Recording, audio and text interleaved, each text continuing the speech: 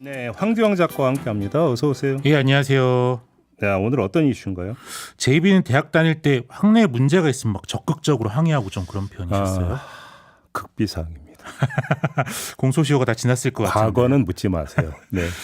네, 대학의 주인은 학생들이라고 하면서도 이제 정작 대학 내 문제에 대해서 학생들이 항의하는 게 참 쉬운 문제가 아니죠. 네. 이제 문제 제기할 창구도 마땅치 않고 어렵게 문제 제기해도 이제 불이익이 걱정되는데요. 어제 대법원에서는 학생들이 제대로 된 교육을 받을 권리는 법적으로 보장된 권리이기 때문에 네. 이를 지키기 위해 일정한 수준의 물리력을 행사한 것은 업무 방해로 볼 수 없다. 이런 판결이 나왔습니다. 아니, 또 무슨 일이 있었던 건데?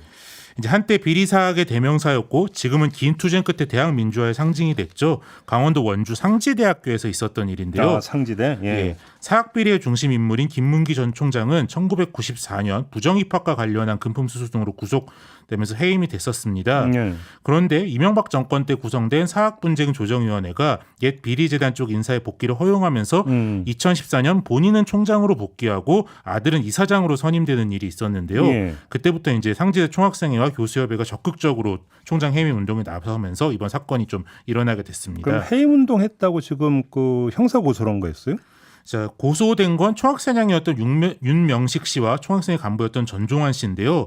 이제 총학생회는 시위, 서명운동, 삭발, 수업 거부, 단식 등 할 수 있는 거는 수단을 가리지 않고 적극적으로 싸웠는데도 김문기 총장을 만날 수도 없었습니다. 네. 결국 이제 총학생회장과 30여 명의 학생들은 교무위원회가 열리던 회의실에 들어가 사퇴를 요구했는데요. 이 과정에서 5분 정도 교무위원과 몸싸움이 있었고 한 교수로부터 총학생이 뺨을 맞는 일도 있었습니다. 아, 그래요? 예, 또 전종환 씨 경우는 총장실 진입을 시도하며 교직원들과 20여 분 정도 실랑이를 벌였는데요. 학교 측은 이들을 업무방해 혐의로 고소한 겁니다. 그럼 몸싸움이 있었다는 걸로 지금 고소한 거예요?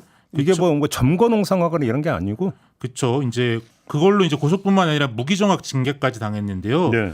이제 좀 과도한 고소다 이런 생각도 드실 텐데 이게 1심에서는 유죄로 벌금 50만 원형이 나왔습니다. 이제 당장 업무 방해를 해야 할 만큼 긴급성이 없고 다른 수단이 전혀 없었다 이렇게 보긴 어렵다는 거죠. 아, 근데 총학생회장이 뺨 맞았다면서요? 그렇죠. 이제 좀 그런 과정에서 이제 학생들을 대표 항의를 했다고 전과자가 될 상황이 있으니까 좀 걱정이 컸을 텐데요. 그렇죠. 이거는 너무 위축시키는 거죠. 이렇게 돼버리면. 예. 다행히 2심에서는 무죄가 나왔습니다. 예.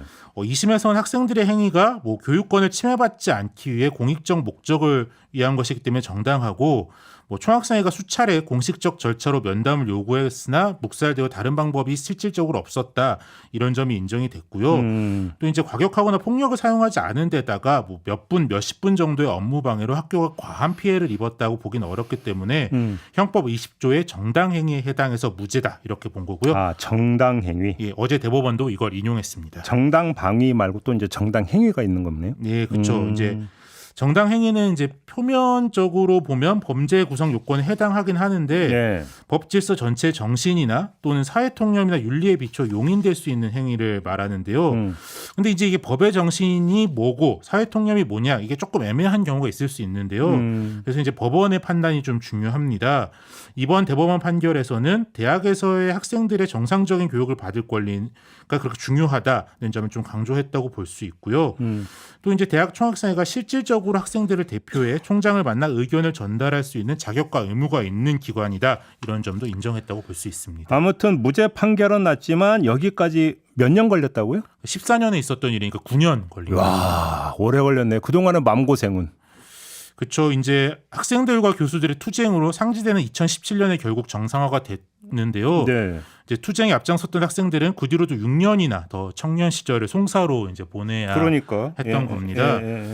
저는 좀 학생들이 몇십 분 좀 항의한 걸로 대법까지 끌고 간 검찰도 좀 문제가 있었다라고 보는데요. 이게 2017년 학교가 정상화되면서 학생들의 투쟁이 결과적으로 정당했다라는 것도 이제 확인이 된 셈인데 무죄가 나왔던 2심에서라도 검찰이 좀 항소를 포기했었더라면 좀 청년 시절 몇 년은 더 마음 편히 보내고 즐겁게 살 수 있지 않았을까 싶습니다. 네, 성과에 반영된다고 생각했나 보죠, 검사가. 네. 검사들은 참 무죄 나오는 거 싫어하긴 하죠. 알겠습니다. 이렇게 마무리하죠. 황규영 작가였습니다. 고맙습니다. 예, 감사합니다.